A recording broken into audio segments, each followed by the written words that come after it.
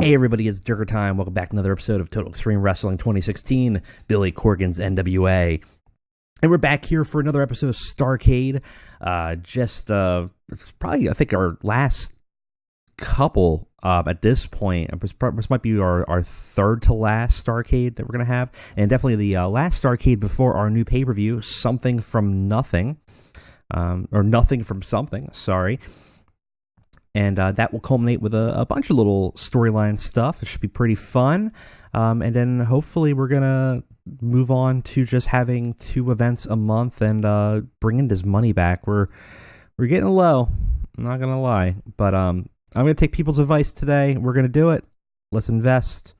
Now, looking at what we were doing recently, it seems that we're capping at about 15 to 1,600 people. So if I did 1,600, it's only going to cost 38,000. It costs us 4,500 each time we do a show elsewhere. So it's going to save us money in the long run. What would it be if I did 1,700? 40,000, and gives us a little bit of wiggle room, which is nice. Let's go ahead and do that. 1,700. So, I mean, if we outgrow it, we can always sell the location. So it's not the end of the world. So we're going to call it... someone had this advice. I do like this. The sudden impact zone as a sort of Billy Corgan's little FU to Impact Wrestling. We'll have the sudden impact zone. All right. So 1,700, English, lots, no one really anywhere else. Looks good. Let's do it. Absolutely. Boom. There we go. We spent some money. We got to spend some money to make some money.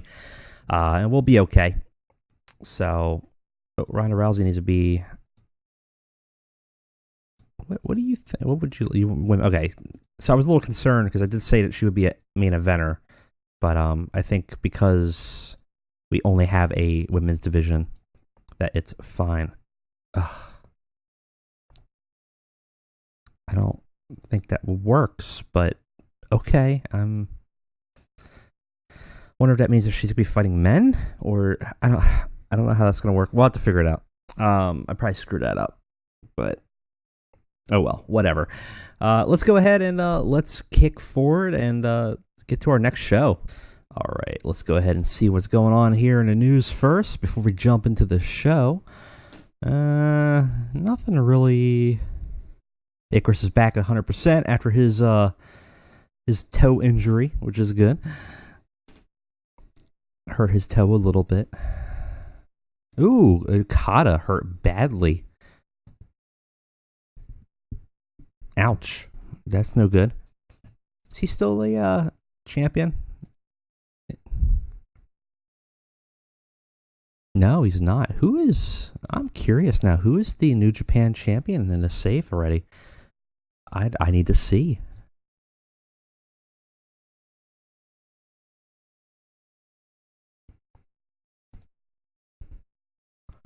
Who's the heavyweight? What? What? Kushida is the IWGP heavyweight champion. Okay.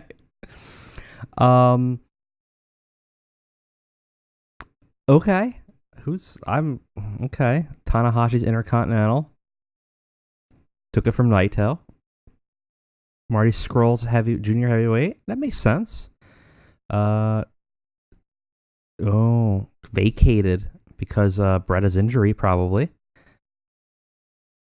Davey Boy Smith Jr. and Lance Archer are the IWGP heavyweight champions. All right. Kenny Omega's still U.S. champion in the save. Suzuki's open weight. Oh, it's interesting. So weird. Okada's legendary reign defeated by the Time Splitter. Sure. All right, TEW. Whatever you say, man. I'm kind of curious now what's going on. What's going on in the Fed? Who's NXT champion? It's so stupid sometimes. I'm really curious. Champion Roderick Strong. I can see that. Yep, that makes sense. Ember Moon's still down there. How about main roster? I love looking at these sometimes. I gotta say, it's so stupid sometimes to see what AJ Styles still there, Neville, Drew Gulak, the Intercontinental Champion. I mean, in my heart, I would love that, but it's the furthest from how they book. Seth Rollins and Jason Jordan are still a thing here. Alexa Bliss still women's. Usos, Charlotte, Baron Corbin. I can see that, I guess. Braun Strowman, it's the way it should be. I agree. I agree, game. Absolutely. Brock had 0 defenses. That also sounds about correct. All right. Maybe this game's not far off from reality. All right, let's go back and let's get here. Oh, wow. I got a lot of stuff going on here. What we got? Verna, unhappy push you're giving him. What do you want? What do you want? What are you? You're... How do I look that up? I have to go into the roster, don't I? Okay, we'll look at that in a second. I have a short list for Christopher Daniels, but... Ooh. I had a plan for him. I don't think I can. Someone's saying I was paying downsides and that was crazy, but I'm telling you, you have to pay downsides when you're at regional or higher. I don't have a choice. I'm gonna say let's do a 6-month contract, being normal, never lower than upper mid Carter, nothing extra, travel not covered. I'm gonna do that. Okay. Yeah, downside's offering is too low. You have to pay a downside. All right, I'm not crazy. Travel's my bad. I shouldn't be paying people's travel expenses, but yeah, I have big plans for... I have really big plans for Christopher Daniels if I can get him. And it's not making a SoCal tag team. All right, let's see. We'll try. That'd be awesome. All right, did that. Contract extension. Tama Tonga has been released by New Japan.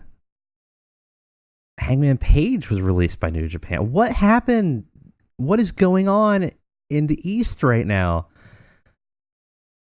Joe Robinson is now dating someone from outside the wrestling industry. All right. Injured, healed. Okay, good. I just want to check out that Mike Verna thing real quick. So I have you as opener. What do you want to be? Mid Carter? Yeah, sure. Why not? Fine. Don't know why. How the hell did you get popular enough for that? But Midwest? Okay, yeah, sure, whatever. You're fine. You know, a strong performance. Like okay. Average ring. If you want to be a mid Carter, I have no problem with that.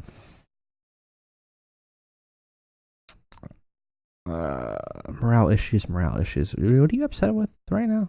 Please, this is recent booking. You should be happy. Please, his recent booking.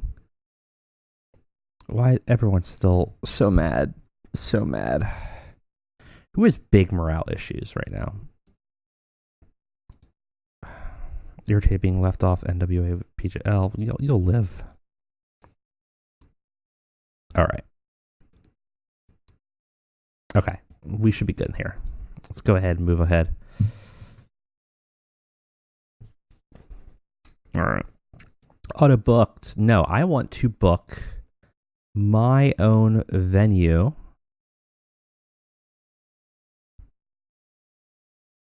The Sudden Impact Zone.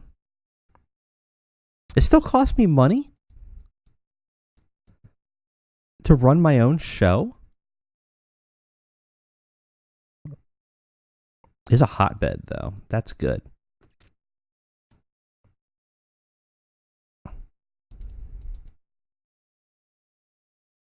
How does that make any sense that it costs me money to run my own location? Okay.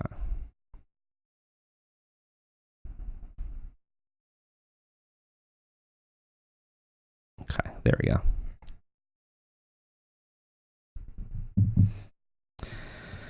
Well, it's still less, so I guess that's fine.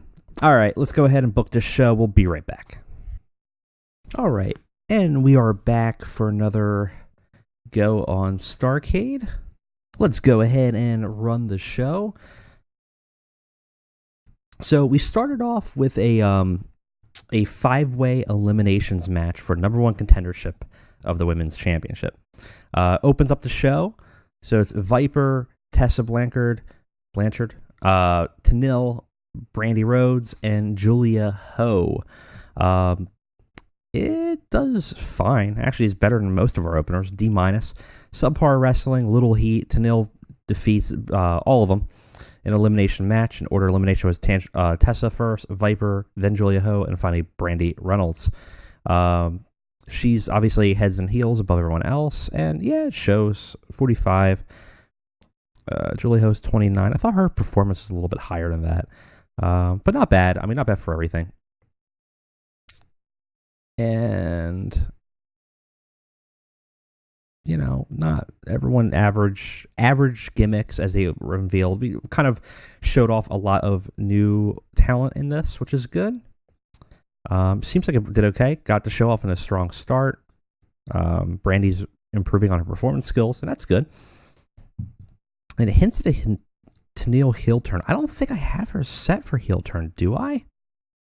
Huh. I might. I don't think I do, though. That's weird. And then afterwards, we have a promo, post-match promo. Tenille's exhausted, grabs a microphone. She calls out Candice. She says, "I'm getting the title back." And she says, you know, it means more to her than it ever will to Candice. You know, being the NWA Women's Champion means more to her, and she'll show it at the next pay-per-view. She's going to prove it to her, and so she's now number one contender to basically get a rematch for her belt that she had lost. Did pretty okay. I don't know why it keeps on saying hint in the heel turn. That's weird.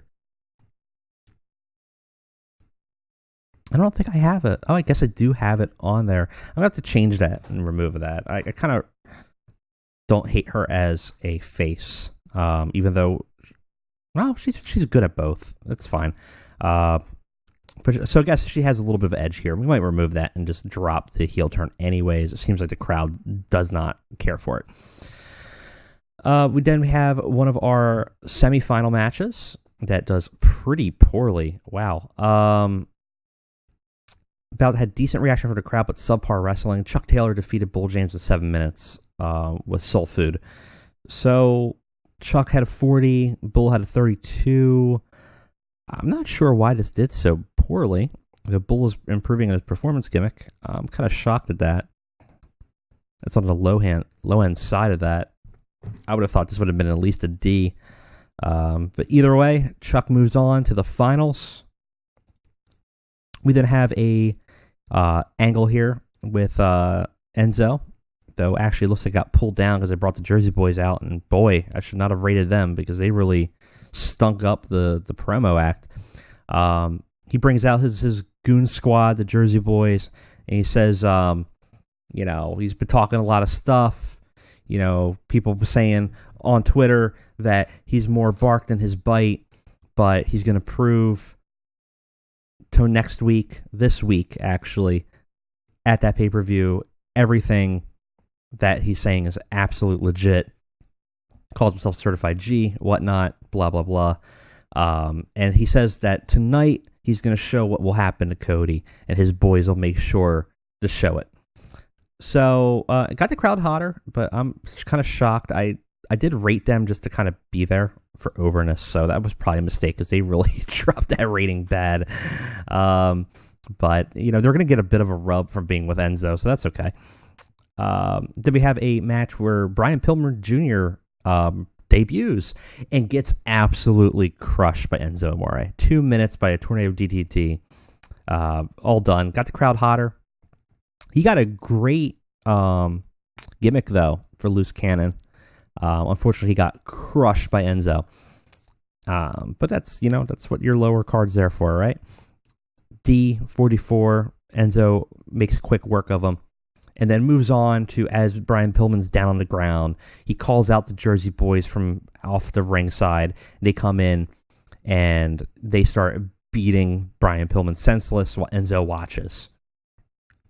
So kind of showing his game plan with Cody is, maybe I can't out wrestle you, but I got people behind me, and you don't. So, and he's kind of showing that off there, that it's not going to be an even game, and he's not afraid of using numbers advantage at his side to keep that belt. And we have our other semifinal match. It's Adam Page versus Nick Aldis. So, Adam Page versus Nick Aldis.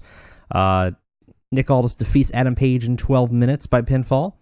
And Adam Page took a stunt bump. Oh, he hurt himself from that, though. But it got the crowd buzzing.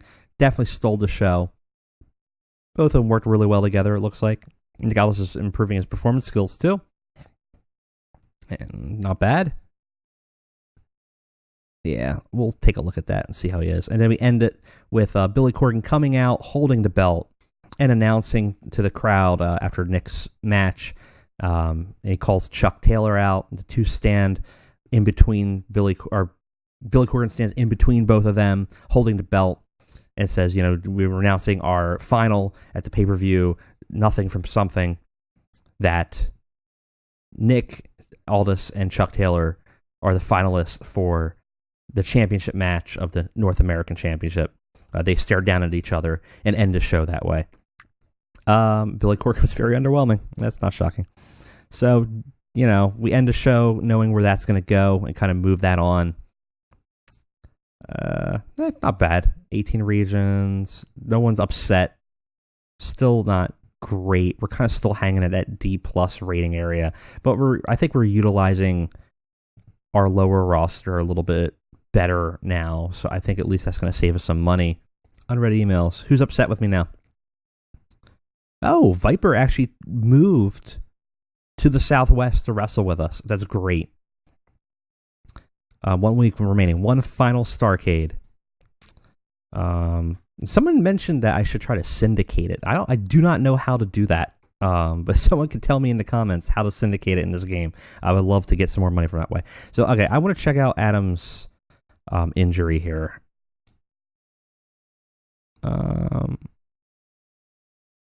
So that doesn't seem that bad. It's just the fatigue, I think.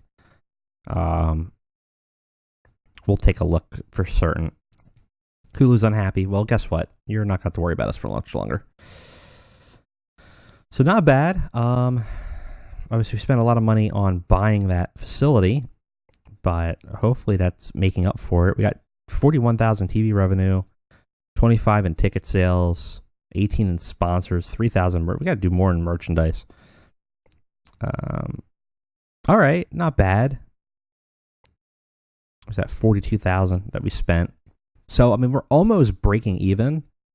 It's just that 42,000 that we spent in purchasing really hurt us there in the short term. But everyone keeps on saying it's going to really, really do something for us. So we'll see. But anyways, guys, that is it for me today. We will be back for our pay-per-view, Nothing for Something, which will have the North American Championship Finals in it, as well as a match with Enzo versus Cody for the NWA 10 pounds of gold itself. We're going to have a women's division match for the championship between Candice and a rematch with Tenille Dashwood, and a couple other things. So stay tuned. Thanks for watching, guys. See you around.